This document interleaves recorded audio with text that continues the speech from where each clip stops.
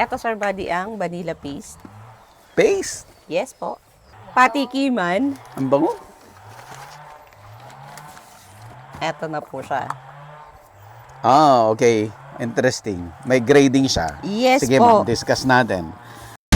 Gusto mo bang matuto ng agribusiness, crops, livestock and poultry, aquaculture, at ma-inspire sa mga success stories?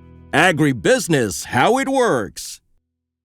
As a YouTube channel, Agribusiness features entrepreneurs, farmers, organizations, OFWs, investors. However, beyond our usual content and official endorsements, Agribusiness does not engage in other business dealings with them. While our viewers and featured individuals and entities may choose to pursue business deals with each other on their own, we encourage them to be cautious in doing so. Agribusiness Connect is in its third year. Join us on August 8, 2026 at Elements at Centris. Agribusiness Connect Year 3 is co-presented by Bayer. We would like to thank our major sponsors: Tate Aqua Feeds, Greenland Bio-Organic Fertilizer, All Certified Equipment Trading Corporation, Agridome Solutions Corporation, MVP Fresh Farms, Bulacan Dragon Fruit Depot, Don Ricardo's Lechon House, Sanadu Max Power, AgriMac, Amo, Ako'y Magsasakang Organiko, Adinso, and Irritec, Sugarcane and Beyond, Don Benitos. Transfer it. See you at Agribusiness Connect Year 3. Register now. A and B. Yung A po, longer siya Mhm. kesa dito. Ito po, In terms of size. opo, in terms of size. Pero pagka export natin, tinatanong nila ang vanillin content and moisture content, tapos yung size. Mm-mm. So ano ang moisture content at At least 70% up to 80. yung vanillin content? Opo. Tapos, ang moisture Moisture. natin, 25% lang. Ah, okay. Regardless kung grade A or B. Opo, regardless siya. So Tas- size lang. Opo. So sino ang naghahanap ng A and B? Si A po, mostly binibenta ko po siya kay Sheraton Hotel. Ah, okay. Pero kung mag-grade B tayo, mas marami kasi tayong napoproduce. Sa ganito, pag halimbawa ginawa natin paste, mas madami siyang napoproduce compared kay grade A. Bakit po? Hindi ko po alam eh. Siguro mas marami siya. Mas marami in terms of counting. numbers. Opo. Eto, Sir Buddy, ang rejected.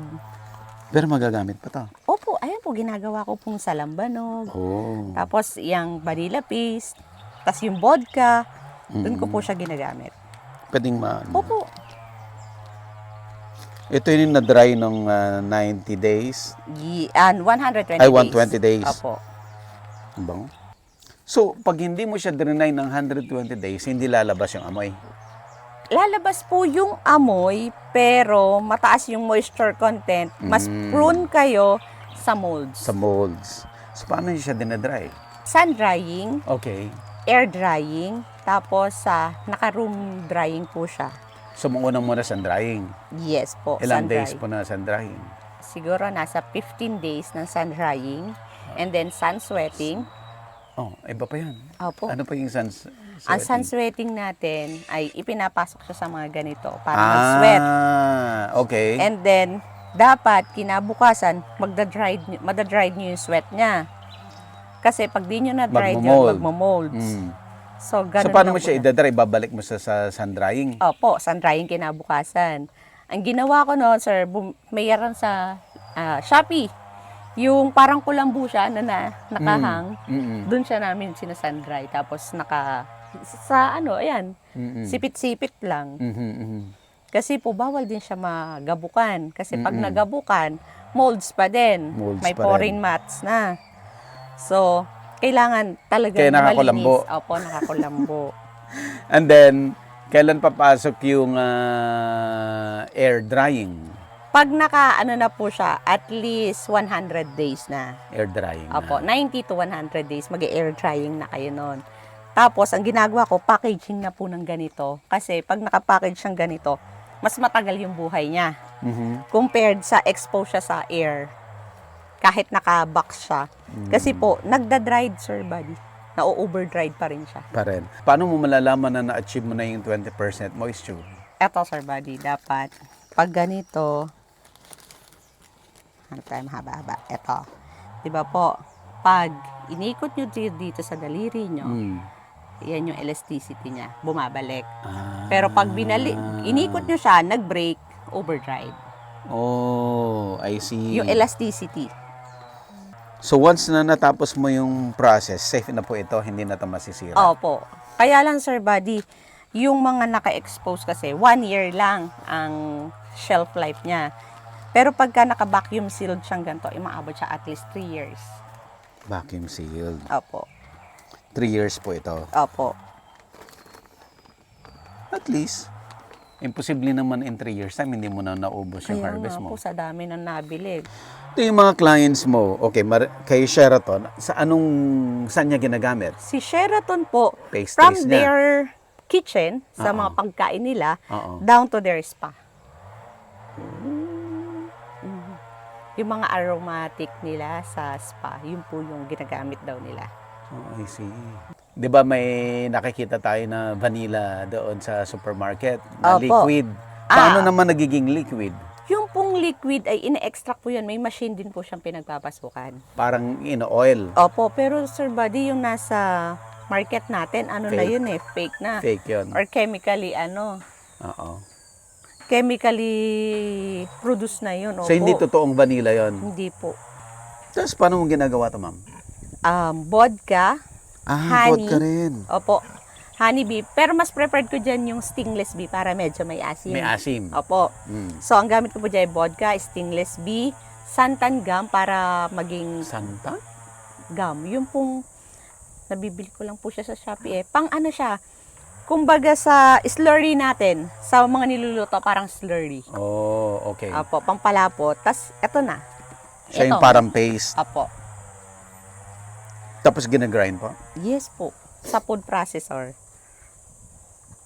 Etong ganito, Sir Buddy, nabebenta ko ng 400. Opo. 400 isang bote. Saan naman nila ginagamit? Yung pong medyo high-end nating client, ginagamit lang nila sa pandesal. Oh. Mamahalin Yes. ang breakfast. Sir Buddy. Etong lambanog natin, Ito yung lambanog. yes po, 400 yung ano. Ang ganda. In fairness. Opo. Eto, 15,000. Ito, ma'am. Si ito. grade A.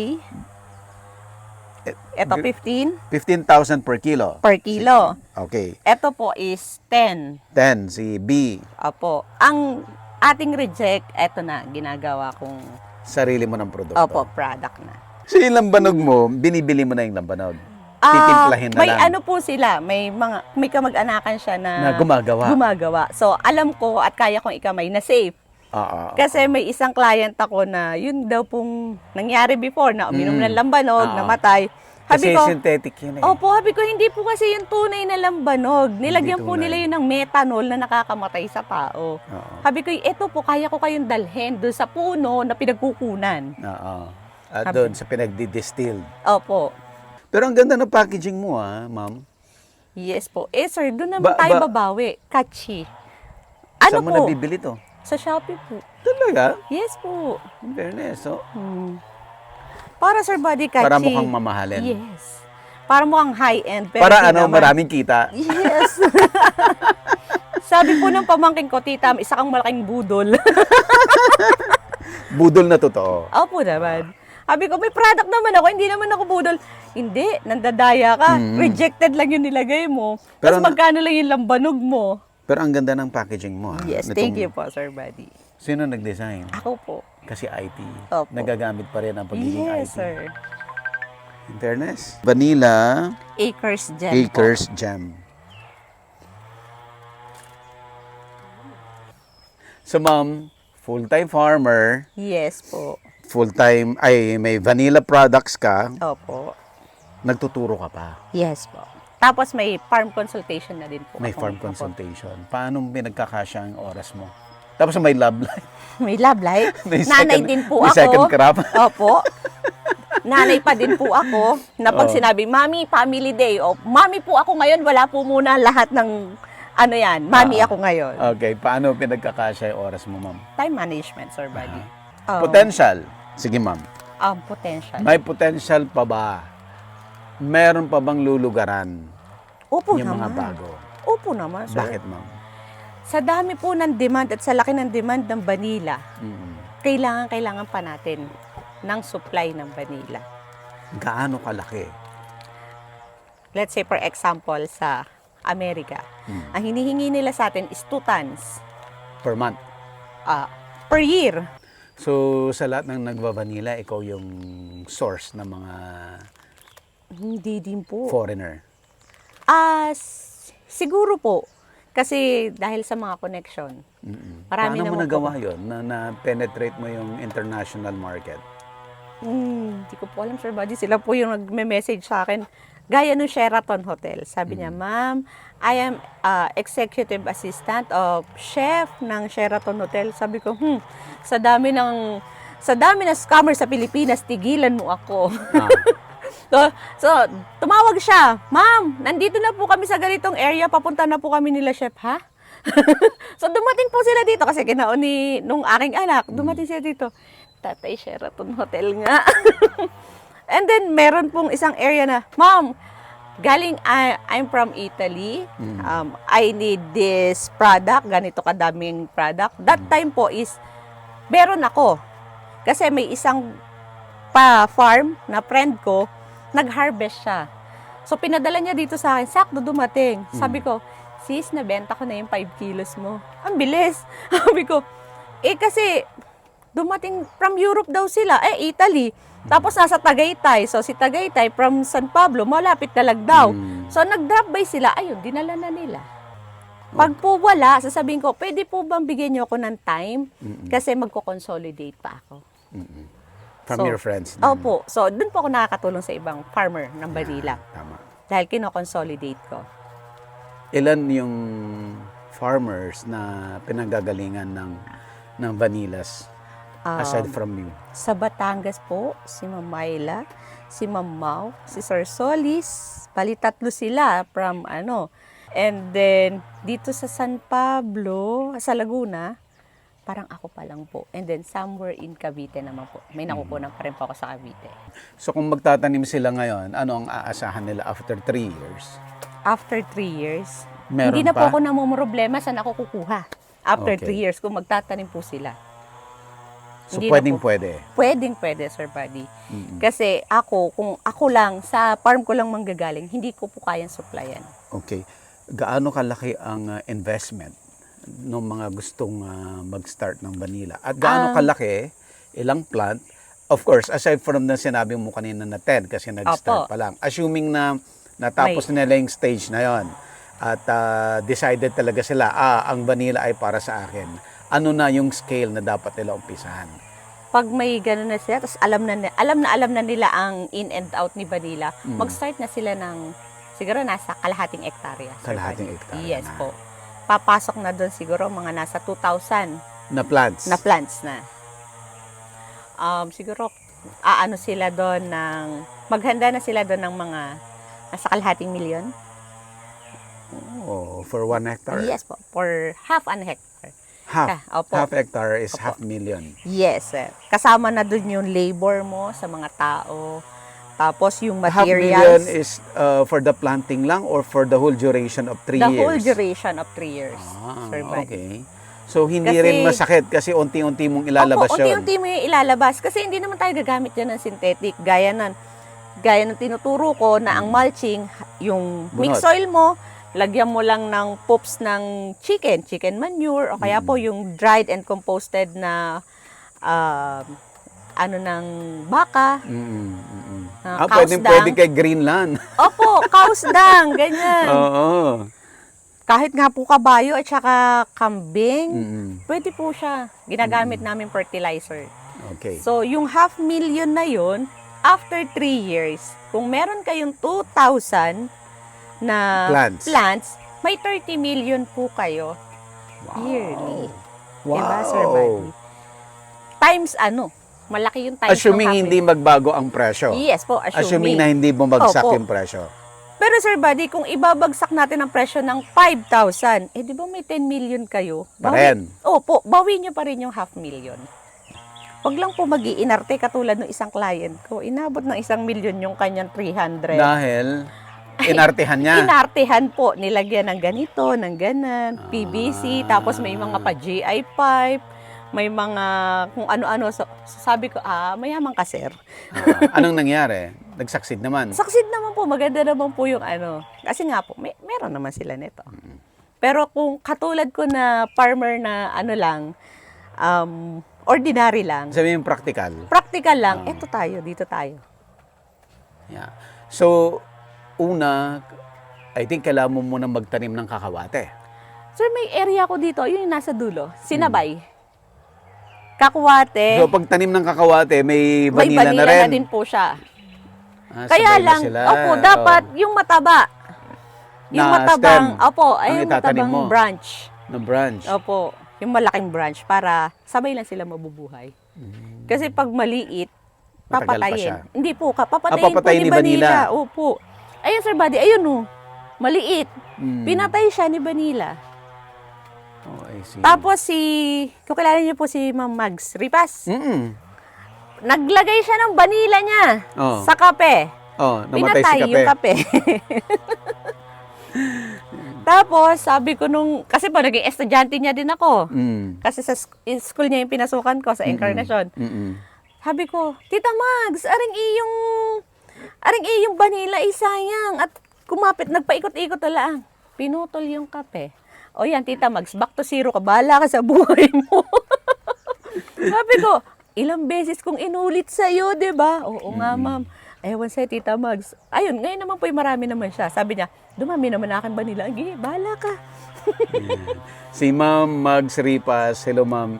Siya po ang aming People's Choice Awardee ng Agribusiness Connect last year. Opo. Ayan.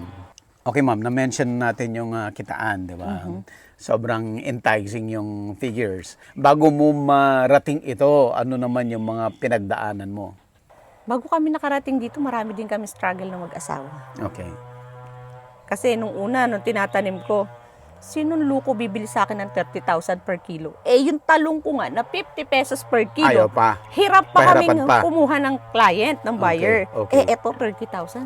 Sinong bibili sa akin ito? Aha. Ganun po yun. Kaya lang sir, dahil nga siguro sa connection, dahil may social media na, tapos may mga kilala na din na so sila na yung nakapag-establish ng name ko na, si Ma'am Sheena, meron na yung product na ganito, na siya ng pads, nakakapagbenta na siya. Ayun lang, sir. So, dapat, bago mag-set up nito or pumasok sa ganitong sitwasyon, dapat may sure buyer na. Sure buyer. Opo, may sure na market tayo. Kasi sayang naman yung panahon natin kung mapupunta lang sa wala. At kailangan nila maghanap Opo, ng buyer Hindi muna. hindi pwedeng umaasa ka lang na may darating. Opo, hindi pwede Posibleng na may darating, but of course, you have to do your part Opo, your para part na magkaroon ka ng client. And ano yung pinaka-biggest struggle ng isang mag-engage into vanilla farming? siguro, sir, ang struggle nyo, hand pollination. Hand pollination. Yes po, hand pollination. At saka yung post-harvesting. Yeah. Kasi hindi lahat nami-meet yung ganitong quality. So, dapat siguro tulong na rin ng government na magkameron kami ng, kumbaga, parang participation na magtuturo kung paano makukuha yung iisang quality na when we say vanilla ng Pilipinas, Ito yung quality. ito yung quality. Ito yung standard. Premium talaga. Philippine vanilla is premium. Okay.